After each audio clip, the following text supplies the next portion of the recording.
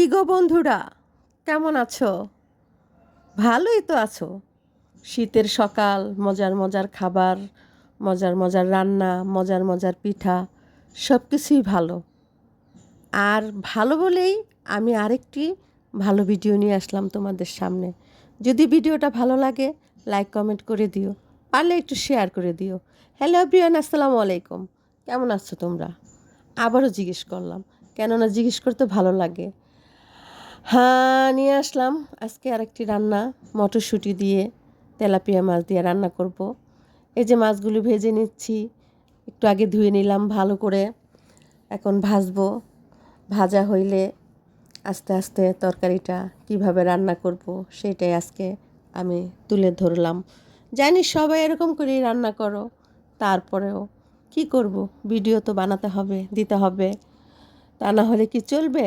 এই যে পেঁয়াজগুলি ভাজা হচ্ছে আস্তে আস্তে, পেঁয়াজ ভাজা হলে একে একে আমি এগুলোর মধ্যে মশলা টশলা যা লাগে সব কিছু দিয়ে দেব। প্রতিদিনও তো এরকম রান্নাই করতে হয়, প্রতিনিয়ত একই রকম, একটু ভিন্ন, এক এক রকমের মাছ, এক এক রকমের তরকারি, তাই স্বাদও আলাদা, রান্নার সিস্টেমটা একটু আলাদা আলাদা, কিন্তু প্রক্রিয়া কিন্তু একই। মশলা টশলা সব কিছু দিয়ে দিলাম, লবণ দিয়ে দিলাম, করে কষিয়ে নেব। কষানো হয়ে যাচ্ছে আস্তে আস্তে, এই যে হয়ে গেল।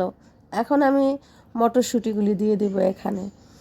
মটরশুঁটিগুলি ঢেলে দিলাম আস্তে আস্তে। এগুলি আমি ভালোভাবে কষিয়ে নেব, মটরশুঁটিটাও ভালো করে কষিয়ে নেব, যাতে কাঁচা গন্ধটা না করে। এই যে আস্তে আস্তে আমার মটরশুঁটি কষানো হয়ে যাচ্ছে।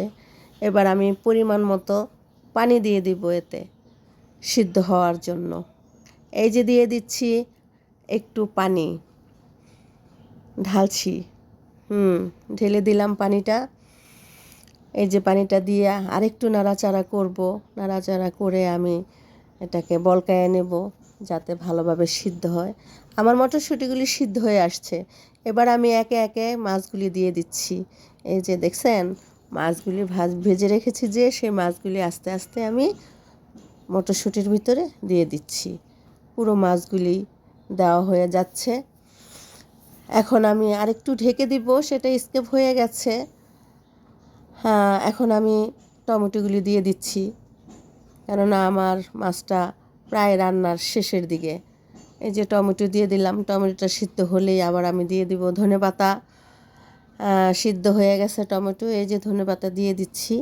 ধনেপাতা দিয়ে আরেকটু নাড়াচাড়া করব, ধনেপাতাটা একটু সিদ্ধ হতে দিব। ব্যাস, এই তো হয়ে গেল। তো আজকের রান্না খুব সহজ, তাই রান্না করতে সহজ না, কিন্তু খেতে সহজ। তারপরেও কি করব, এই তো হয়ে গেছে আমার মটরশুঁটি দিয়ে, টমেটো দিয়ে, মাছ দিয়ে রান্না। ধন্যবাদ সবাইকে, ভালো থাকবেন।